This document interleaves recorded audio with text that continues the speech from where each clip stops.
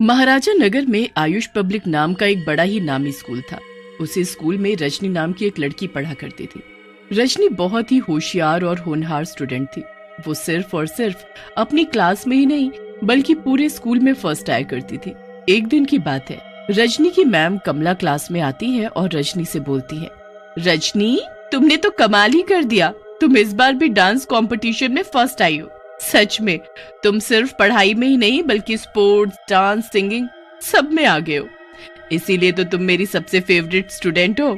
और उसके बाद निधि को बुलाती है, निधि तुम डांस कंपटीशन में सेकंड आई हो, आओ ये लो अपना सर्टिफिकेट।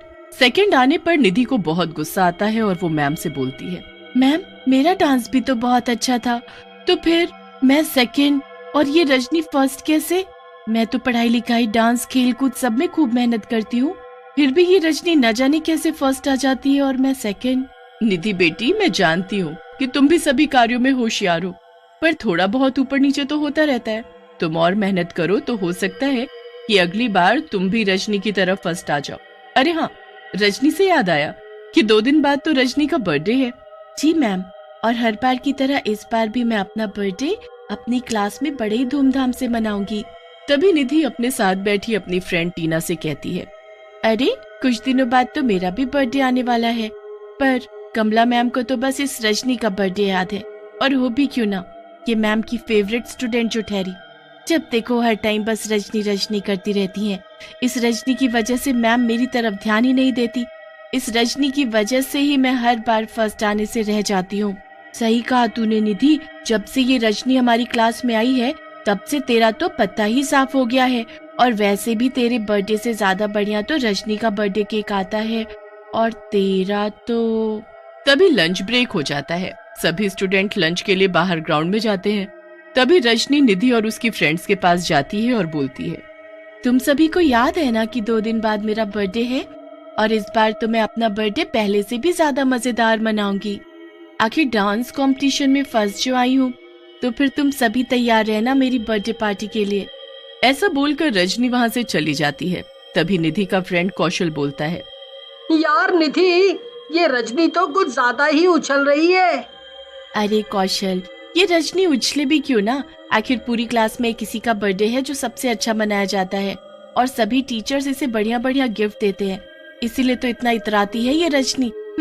इस बार देखना, इस रजनी का बर्थडे ऐसा मनेगा कि ये फिर कभी दोबारा अपना बर्थडे नहीं मना पाएगी। फिर निधि, टीना और कौशल तीनों मिलकर आपस में एक प्लान बनाते हैं। फिर 2 दिन बाद रजनी का बर्थडे आता है। कमला मैम टेबल पर केक सजाती है कि तभी निधि चुपके से केक पर लगाने वाली कैंडल को अपनी लाई हुई कैंडल से बदल देती है। जैसे उस कैंडल को जलाया जाता है, उसमें से आग की चिंगारियां निकलनी शुरू हो जाती है, और कोई कुछ कर पाता कि तभी केक में एक जोरदार धमाका होता है। उस धमाके की वजह से रजनी के फेस पर बहुत बुरा असर होता है और वो बेहोश होकर वहीं गिर पड़ती है। उसे तुरंत हॉस्पिटल ले जाया जाता है। हॉस्पिटल पहुंचते ही रजनी अपना दम तोड़ देती है। जैसे ही रजनी की मौत की खबर कमला मैम और बाकी बच्चों को पता लगती है, उनके होश उड़ जाते हैं। तभी कौशल निधि से बोलता है, निधि यार, ये सब क्या हो गया? वो पटाखे वाली कैंडल ने तो रजनी की जान ही ले ली। अरे तू चुप कर, अगर किसी ने सुन लिया कि ये सब हमारी वजह से हुआ है तो कमला मैम हमें पुलिस के हवाले कर देंगी। अब हम लोगों को इस बारे में कोई बात नहीं करनी चाहिए, और जो हुआ अच्छा ही हुआ। जब देखो कमला मैम बस रजनी रजनी करती रहती थी, अब रजनी नहीं है तो उनकी फेवरेट स्टूडेंट तो मैं ही बन गई ना। फिर रजनी की मौत को कुछ दिन बीत जाते हैं और कुछ दिनों बाद निधि का बर्थडे आता है। कमला मैम निधि के लिए टेबल पर केक सजाती है। जैसे ही निधि केक के पास खड़ी होती है कि उसे खिड़की के बाहर एक डरावनी चुड़ैल दिखाई देती है, जिसके हाथ में केक होता है। चुड़ैल को देखते ही निधि जोर से चिल्लाती है, चुड़ैल चुड़ैल, कमला मैम वहाँ खिड़की के बाहर एक चुड़ैल है। पर हमें तो वहाँ कोई चुड़ैल दिखाई नहीं दे रही निधि, चलो अब केक काटो। निधि केक कट करती है, पर उसका ध्यान उसी केक वाली चुड़ैल पर होता है। लंच टाइम में निधि टीना और कौशल के साथ ग्राउंड में खेल रही होती है कि उसे फिर से वही चुड़ैल दिखाई देती है। चुड़ैल हाथ में केक लिए एक पेड़ के पीछे खड़े होकर निधि को आवाज लगाकर अपनी ओर आकर्षित करती है। निधि उस चुड़ैल की आवाज से आकर्षित होकर चुड़ैल के पास पहुंच जाती है। ये क्या निधि, तुमने मेरे बिना ही अपना बर्थडे मना लिया, ये तो तुमने बिल्कुल ठीक नहीं किया। मैं यहाँ कैसे आ गई? और तुम मेरे पीछे क्यों पड़ी हो? जब तक मैं तुम्हारा बर्थडे नहीं मना लेती तब तक तो मैं तुम्हारा पीछा नहीं छोड़ने वाली। जरा देखो तो सही, मैंने तुम्हारे लिए कितना अच्छा केक लाया है। इन्हें खाते ही तुम्हारे पेट में दिवाली बन जाएगी। फिर चुड़ैल जबरदस्ती निधि को सारा केक खिला देती है। केक खाते ही निधि का पेट पटाखे की तरह फटने लगता है और वो बेहोश होकर वहीं जमीन पर गिर पड़ती है। निधि को ढूंढते हुए कौशल और टीना वहां आते हैं और निधि को बेहोश देखकर वो जल्दी से जाकर कमला मैम को बुला कर लाते हैं। कमला मैम निधि को हॉस्पिटल लेकर जाती है, मगर हॉस्पिटल पहुंचने से पहले ही निधि की मौत हो जाती है। अगले दिन कौशल अपनी क्लास में बेंच पर बैठकर पढ़ाई कर रहा होता है कि उसे भी क्लास के बाहर हाथ में केक लिए एक डरावनी चुड़ैल दिखाई देती है, जिसे देखकर कौशल पसीने से पूरा लथपथ हो जाता है और जोर जोर से चिल्लाने लगता है, कौशल ये तुमने चुड़ैल चुड़ैल क्या लगा रखा है, चलो पढ़ाई पर ध्यान दो। तभी चुड़ैल कौशल के पास आती है और जोर जोर से हंसते हुए उसका गला पकड़ लेती है। कौशल जोर जोर से चुड़ैल चुड़ैल चिल्लाने लगता है, पर चुड़ैल किसी को दिखाई नहीं देती। कौशल, यहाँ कोई चुड़ैल नहीं है। और ये क्या, तुम तो पसीने से पूरे लथपथ हो गए हो, तुम वॉशरूम जाकर अपना फेस धोकर आओ, ठीक है? फिर जैसे ही कौशल वॉशरूम जाता है, वो केक वाली चुड़ैल कौशल के सामने आ जाती है। तुम मुझसे बच नहीं सकते, और अब ये क्रीम वाला केक मैं तुम्हारे मुंह पर लगाऊंगी। अब तो तू गया कौशल। ऐसे बोलकर चुड़ैल कौशल के पूरे मुंह पर केक लगा देती है। मुंह पर केक लगते ही कौशल का फेस बुरी तरह से जलने लगता है और वो भागता हुआ वॉशरूम से बाहर आता है। कौशल भागता हुआ जाता है कि तभी उसकी हालत खराब होने के कारण वो क्लास के बाहर फर्श पर गिर पड़ता है। तभी वहाँ प्रिंसिपल सर और कुछ बच्चों की भीड़ लग जाती है। शोर सुनकर कमला मैम भी क्लास के बाहर आ जाती है। कमला मैम, ये तो आपकी क्लास का कौशल है। लगता है इसकी तबीयत ठीक नहीं है, हमें इसे अभी डॉक्टर के पास ले जाना होगा। मैम, मैं भी आप लोगों के साथ चलूंगी।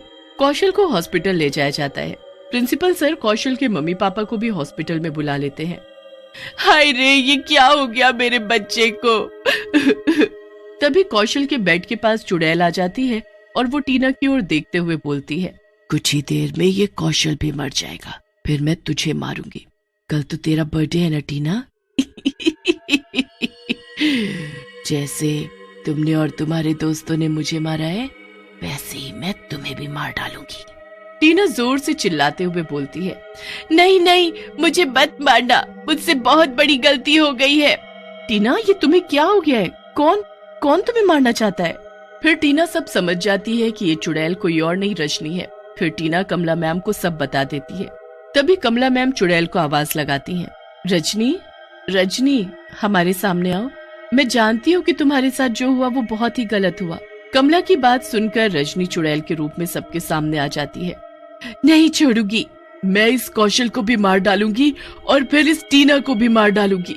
ऐसे नहीं बोलते रजनी, तुम्हारे साथ जो हुआ वो बहुत ही बुरा हुआ, पर तुम तो मेरी फेवरेट स्टूडेंट हो ना, तो प्लीज इन बच्चों को माफ कर दो और मैं तुमसे वादा करती हूँ कि इन्हें इनके किए की सजा जरूर मिलेगी। हाँ रजनी, हमें माफ कर दो, अपने किए पर मैं सच में बहुत शर्मिंदा हूँ।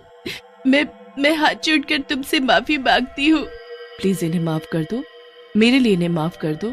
कमला मैम, आप बहुत अच्छी हो, आपके कहने पर मैं इन्हें माफ कर देती हूँ, पर मेरी आत्मा को शांति तभी मिलेगी जब मेरा बर्थडे बड़े ही धूमधाम से मनाया जाएगा। फिर कमला मैम सर अपने स्कूल में चुड़ैल का बर्थडे बड़े ही धूमधाम से मनाते हैं।